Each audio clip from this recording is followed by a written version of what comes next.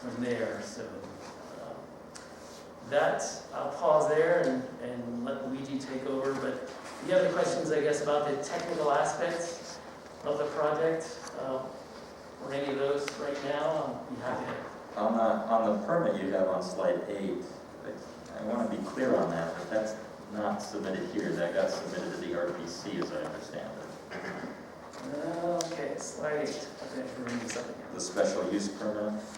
Right. So there's a planning commission.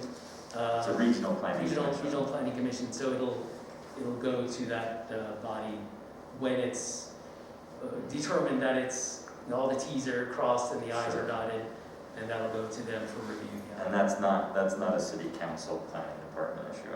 I want to make sure that as you go through this, I know there's a lot of different entities here involved, and we just make sure that we're getting right who's doing what and how each one of us are involved here, so that we're not making it's going to be a hard enough issue to make understandable to the public at any rate, but we don't want to confuse the issue more than it needs to be. Right, thank you.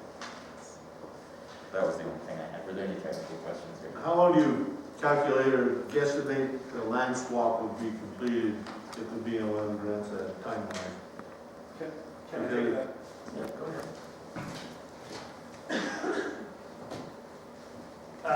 Thank you, Mayor and councilors, for having us here. And again, that was the technical kind of introduction to the project. I want to make sure that it's very clear that we're not trying to hide anything here, that from the very beginning we've tried to be as transparent and public as possible with this.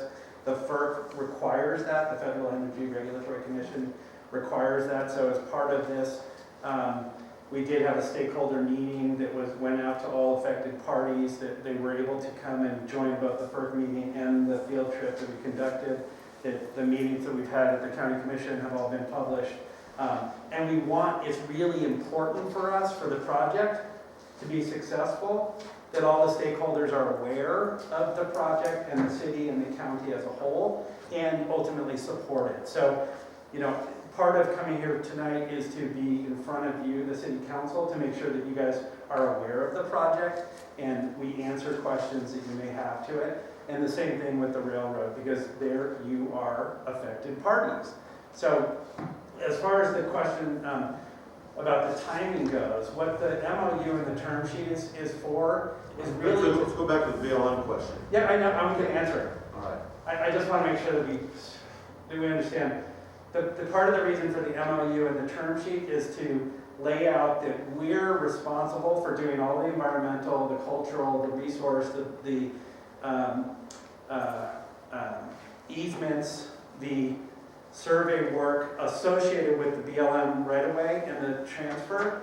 And then in order to do that, that's probably a year's worth of study for the realignment, for the cultural work and the environmental in the 5 years. On the 5 miles.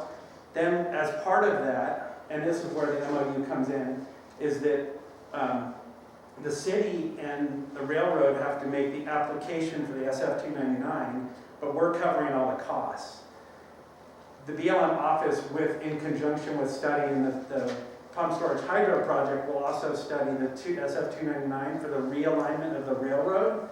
And I don't know how long it will take them to study, but we can't do any work until they approve the new SF-299 right away for the new aligned railroad. And this is what they've told us, the BLM office, is the process would be that we submit the SF-299, which is the right of way for the realignment of the railroad, along with all the environmental studies that need to accompany that. Then they do their review, a NEPA review, whatever it is that needs to happen. Once they grant the right-of-way, what we expect to happen, and this is going to take a while, but what we expect would be the next course of action would be they've approved the right-of-way, they've granted it, we would build the new realignment of the railroad, the old railroad would stay there. Then once the new railroad is in place, it's still under the SF-299 right-of-way with BLM, they would do the land swap so that the fee title of the existing line would revert up to the upper realignment, and the lower we would have to then take apart, and that would convert to BLM property. So the city would maintain the exact amount of square footage or acreage that it currently owns in fee title, along with all the rights of way that are included in that right of way that you currently have, but it would just be moved uphill a little bit. And then the rail, the same thing, would not be out, and any cost associated with all of the work of this would be the project's responsibility. So the MOU is to say that city costs that might be associated with this, White Pine Pump Storage has to cover. Railroad costs that might be associated with this, White Pine has to cover. We also propose to put together with the county or the city a community development agreement to say that if there's other costs associated with our project, that we're responsible for it. So we want to make sure that it's very clear that this is a really good project for the community, it's a really good project for the state, it's a really good project for the country, and it's a good project for us, but we recognize that if it weren't for us, the county wouldn't have to be going through this, the city or the railroad. On this MOU sheet right here, I'll defer to the two members of the council who are on the railroad board as well, but I believe the ownership is both the city and the foundation as tenants in common, is that not? I believe so. So where it's at with this is they sent over the term sheet, and they offered, and we immediately wanted to get it before the city council just so that everyone knew what was going on. Sure. And so I'm reviewing this in conjunction with the foundation attorney, and so we're still looking at that. But I think it is owned by both. Which is why there would need to be approval from both the council and from their board, yeah. Right. Okay. And we have agreed to, because it's two entities, the railroad and the city, we've agreed to pay for the legal fees associated with reviewing the MOU and the term sheet for the railroad. So we'll reimburse them, we have that agreement in place. And I think Gage Bell, who's our attorney, is on the phone as well, and he's been working with you, I believe, Shane, and the railroad attorney. And so I've spoken to Gage, and the railroad got that funding from the company to get an attorney, so the railroad's working on an agreement with an attorney, and that's kind of where we're at. And I will discuss with the railroad's attorney the term sheet and report back to the council as those discussions. And that's necessary for the foundation because they don't pay a flat fee like we do for in-house attorneys. Right. Yeah, so they don't actually have an attorney on retainer, so they have to go and contract with an attorney for the specific review.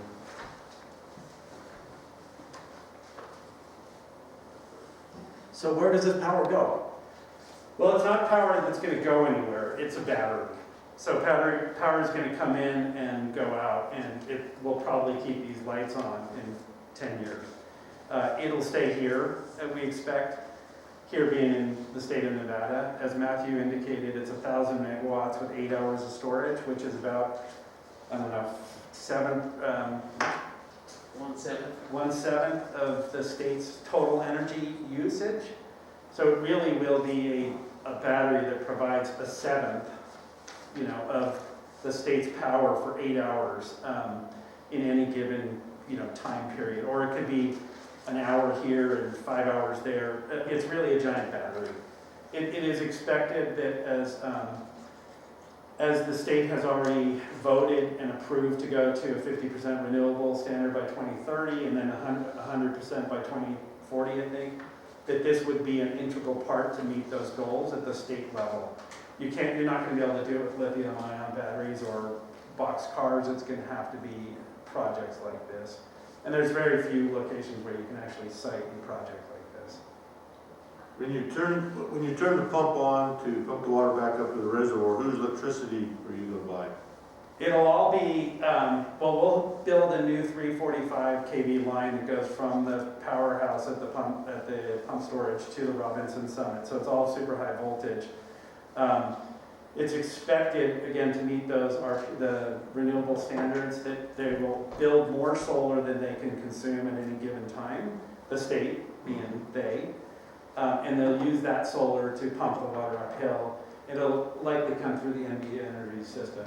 We have met with the Mount Wheeler Utility District. There is, and we know that this is part of their service territory. There is discussion about that. You know, they're not in the position to buy 1,000 megawatt. It's going to be a very dynamic system because it's charging and discharging on a regular basis. But they're aware of the project as well. So NV Energy will be supplying electricity to pump it over the hill. Up the hill, yes. Up the hill, correct. Yeah. It's really sad you can't use the local power company, you know, Mount Wheeler. I mean, again, you know, I understand this is all city stuff, so I could go on forever what I feel about this project, but the one thing on this term sheet that's drafted out here right now is it just for this railway alignment, it makes the city like we're in all the way positive in line with the whole project. You know, MOU may serve as a demonstrated ongoing collaboration among the parties, may strengthen public awareness of the project and system. We're talking for the city, the impact of is just this rail line. But if we go through the memorandum of understanding or agreement, I look at that as MOU will serve as a basis for later more binding obligations. I get the impression if the rail thing don't go through, I'm not saying it's not going to go through or it won't, but we as a city council sitting here, we're in to the MOU agreeing to this $2 billion project. And I don't, any of you have really looked at this and studied this here, go to Duck Creek and see what's going to happen up there. Again, that's not a city issue, that's a BLM County issue.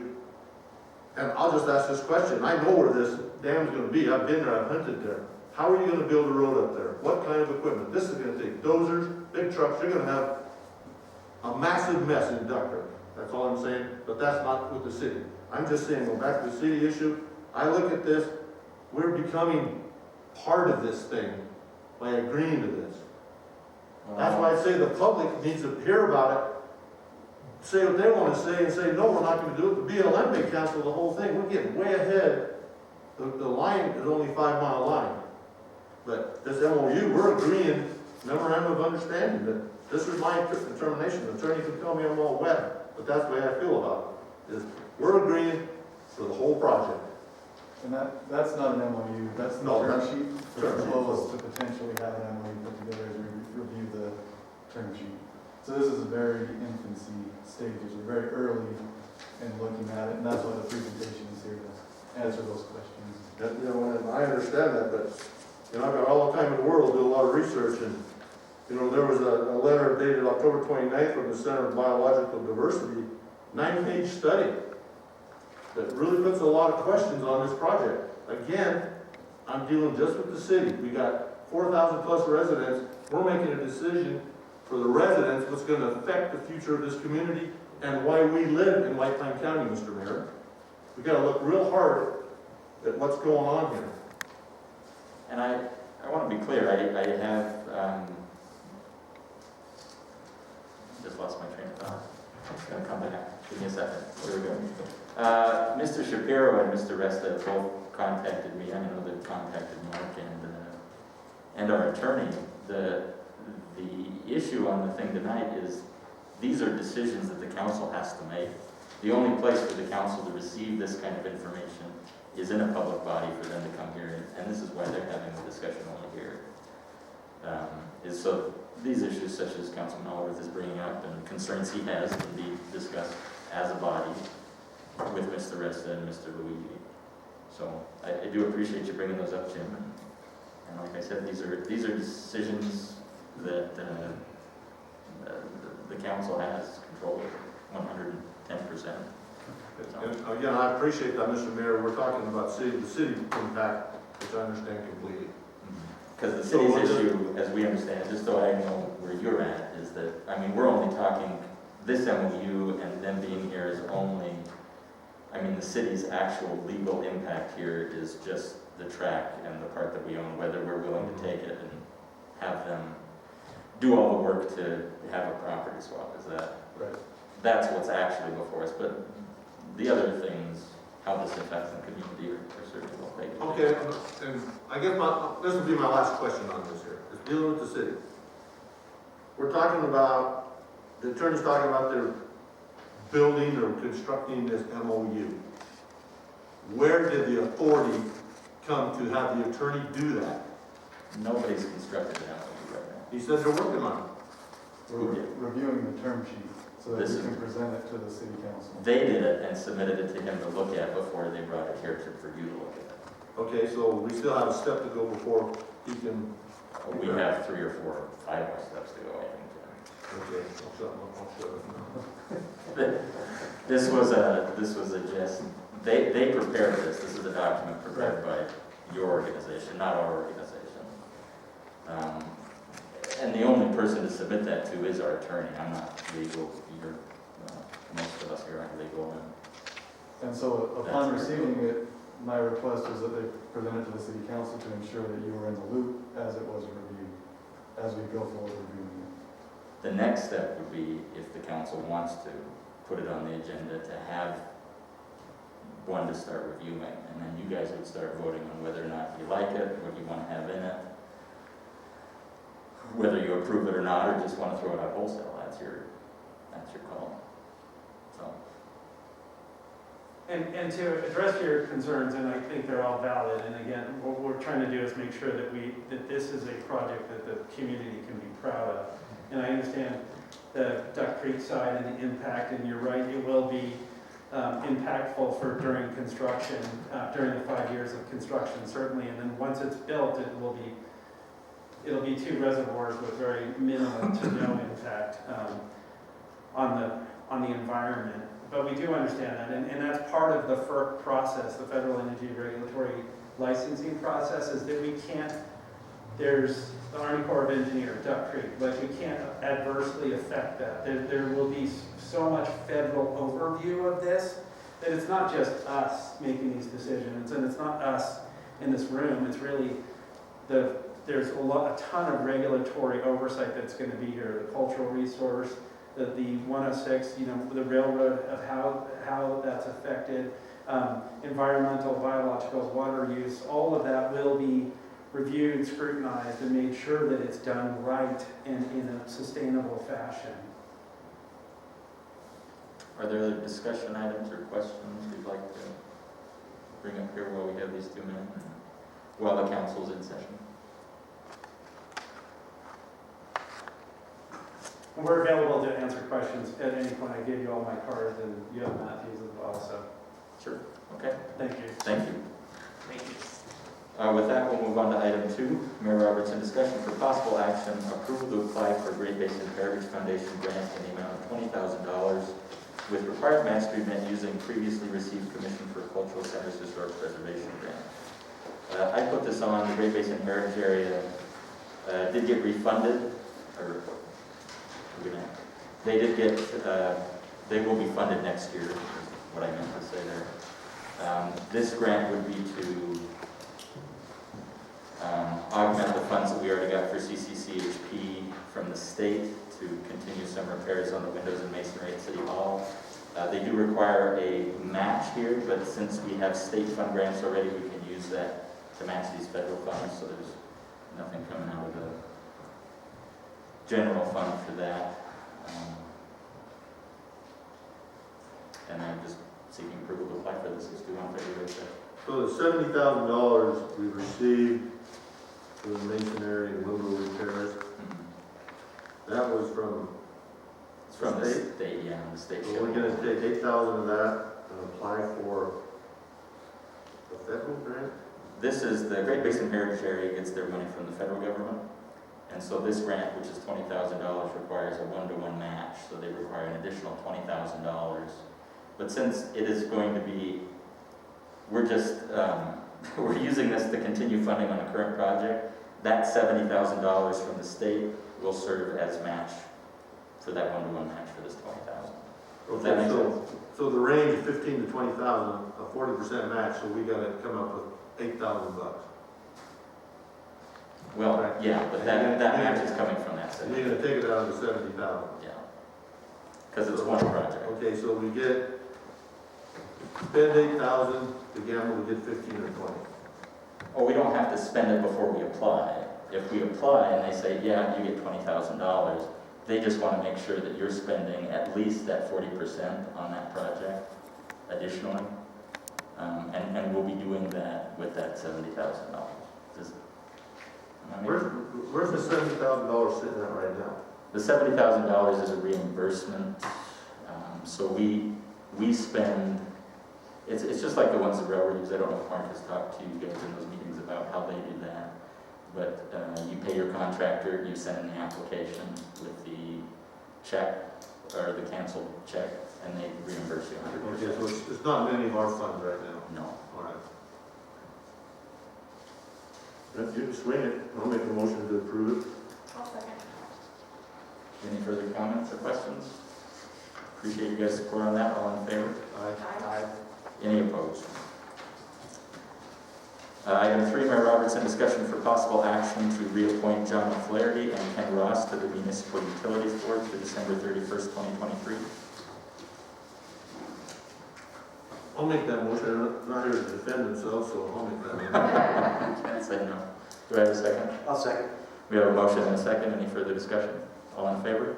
Aye. Any opposed? Motion passes unanimously. I have spoken with both of them, and both of them are willing to serve. Thank you. Thank you, Jennifer. Item 4, Mayor Robertson, discussion for possible action. Approval to reappoint the following council members to the following White Pine County boards. Reappoint Jim Allworth to the Debt Management Commission, the Board of Equalization and Regional Transportation Commission. Reappoint Ed Spear to the Local Emergency Planning Committee. Reappoint Kirk Carson to the Tourism and Recreation Board. And reappoint Ernie Flangus to the Water Advisory Committee and Soil Conservation District. All appointments will be through December 31st, 2021. Just for clarification, Jennifer Lee never asked me about this, so. Oh. Now's your chance. Move to approve. Do I have a second? Second. Any further discussion or comments? All in favor? Aye. Any opposed? Motion passes. Item 5, Councilman Carson, discussion for possible action. Discussion regarding Robinson Nevada Mining Company's counteroffer for the City of Ely to purchase the building at number 1 Murray Springs at fair market value, or renew the assignment of lease of real property under the previous terms. And I can cover the background on this. So this item is a result of a 2010 lease agreement between the City of Ely and Robinson Mining. The agreement included a provision for an extension of an additional 25 years on the same terms and covenants. The requirement to exercise that provision was that the mine send written notice 180 days prior to termination to extend the term, the 25 years. The Robinson Mine did do that. They sent the notice within 180 days. Commonly, contracts will include some kind of provision that says that we can renegotiate at that time. This particular contract does not include that provision, but because it's fairly common practice, I felt comfortable in reaching out to the mine as we voted on last time to see if they were willing to renegotiate those terms. They did respond that the lease agreement does not allow for that. At the lease agreement, they satisfied their end, but they did indicate that they were willing to negotiate and offer that if the city were to purchase the building at its fair market value, Robinson will withdraw its notice of intent to renew the lease will expire, and the city will own the building and the property. Robinson will agree to negotiate in good faith with the city regarding fair market value of the building. And so basically on the agenda item today, we have 2 options. We can explore that. If it's something the city would like to do is purchase that building, given their offer, we can explore that, or we can not do that and the lease will renew under the terms of the contract. And it's just one of those things, it's just a horrible lease, and I don't think we're in a position right now to even entertain the notion to acquire that building or buy it, so it just is what it is at this point, I think, unless the council has any other ideas. Do we have any idea what the fair market value might be on just the building? I don't. You know, I can take a stab at it with, it's a red iron structural building, so it'd be in excess of well over 200,000. So, No. I'm sorry. The fair, I don't even know. I have absolutely no experience having buildings purchased without land. so I'm not exactly sure how that affects the fair market of what's actually there. I understand what you're saying, to put up a building like that, what that might cost, but I don't know if that would be considered fair market or not. And it might just be worth it to at least figure out what the fair market might be for argument's sake, but like I said, I have absolutely no experience purchasing buildings without property, so. So we looked at this before, and it's the 25 years that we have the issue with, right? The length of the lease. We had proposed 10, is that right? Yeah, 10. Okay. But the four corners of the contract, there was no provision in there indicating that we could renegotiate. We just did an effort because it's common practice to do so, but the contract does not contemplate that.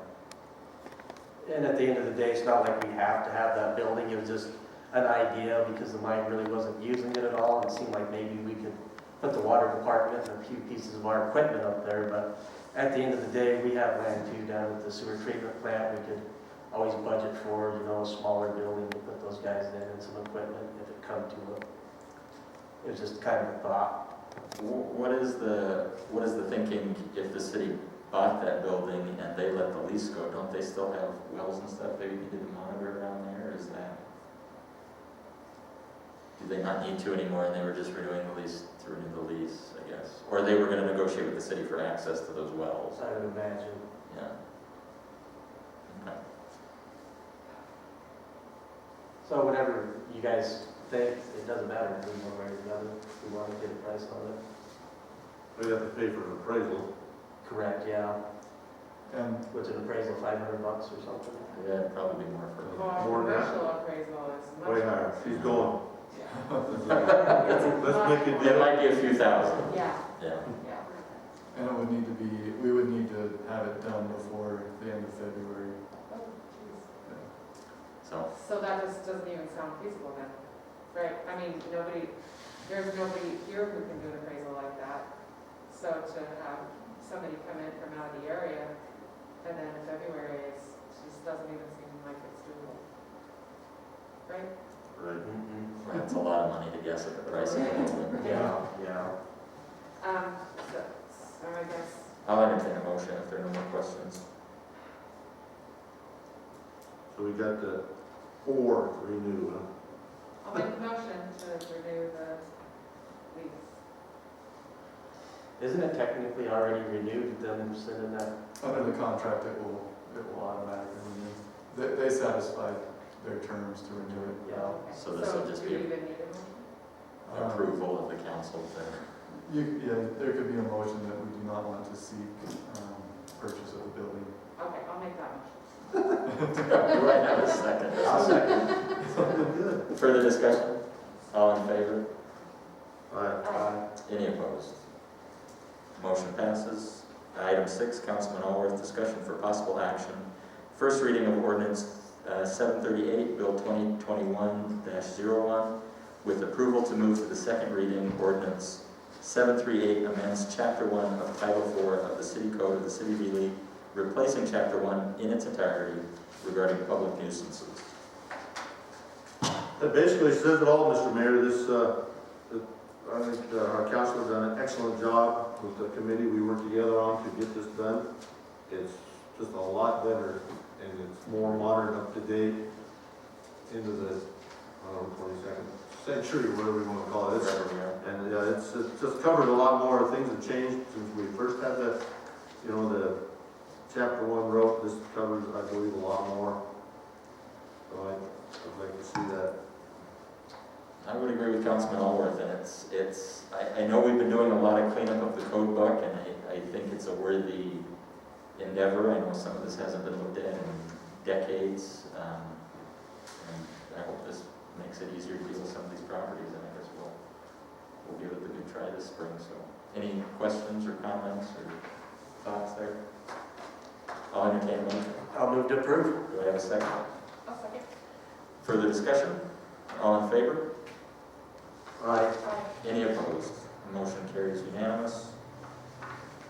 Item 7, Councilman Allworth, discussion for possible action, first reading of ordinance 739, Bill 2021-02, with approval to move to the second reading, Ordinance 739 amends Chapter 2 of Title 4 entitled Public Health and Safety, Garbage and Refuse, Abatement of Unsafe Buildings, Filth, Rubbish, and the City Code of the City of Ely, specifically changing the timeframes outlined in Section 14. Mr. Mayor, that is the big key on this whole change right here. Streamlining it, cutting it down so it's not so lengthy. And the property owners, they have a, you know, that they'll contact the attorney if there's a problem, then it comes before the city council if they want to, we'd be to sit down with the judges per se. But it really streamlines it, moves it up. What happened in past time, it just goes on and on and on, and nothing gets accomplished.